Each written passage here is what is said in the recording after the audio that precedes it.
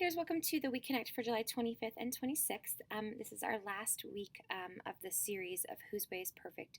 God's Way is Perfect. Today we will be talking about Moses gathering or getting water from the rock. So you'll be in Exodus chapter 17, verses 1 through 7. The first thing you're going to do is you're going to be looking at exploring rocks. And so you'll have a bunch of different rocks in your bag. And then I'd lay them out on the table and just have the kids encourage them to take a look at them. What color are they looking at? Do they see any sparkles? Do they see whatever? Just have them kind of investigate what they're becoming. And you can tell them at the end that now that we've had a closer look at these rocks, do you think that there's any water in them? Can you see any water? Can you hear any water? You're right, rocks don't have water in them. But that's what makes our Bible story today so cool. So you will transition into your story that way. And today we're going to be talking about, last week, remember we talked about how awesome God is in the way he shows his perfect way. Today we're going to be talking about how his way is perfect and he will show you the way. And so you will be telling that part of the story. You'll have your story visual here of Moses drawing water from the rock. And I would just kind of encourage you to engage the kids. Like, how would you ask them questions? How would you feel if you were wandering through the desert? What's in the desert? Do you know what belongs in the desert? What doesn't belong in the desert? Talk to them about how the desert's really dry and there's not a lot of water and there's not a lot of fruits and that sort of thing. And so you can kind of get them to imagine what it would be like to be in the desert and how thirsty you would feel, so that we can kind of understand the Israelites' plight and then understand just how great God is that he meets them in their needs exactly where they are.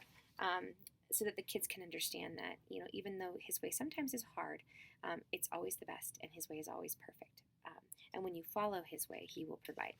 So the next activity you'll be doing is you will be doing a coloring project with some yarn. You are going to be making a water and rock visual. So this is your visual. And you will have the children first color it. And then you have these different... you'll have yarns, and then I just have your kids glue the yarns to the table, to the paper, like that, or whatever. Anyways, you see, I cannot do this thing backwards. Anyways, so they should have a couple of yarns glued to the paper after they color it, showing the water sprouting from the rock. So that is that. Now your activity to close you out is going to be something called rock, water, rod, and it's a version of paper, rock, scissors. And so you can see your visual. Everybody has this, what beats what. It says water beats rock and rod, and then rod beats rock. So anyways, you can, so this is rock, this is water, and this is rod.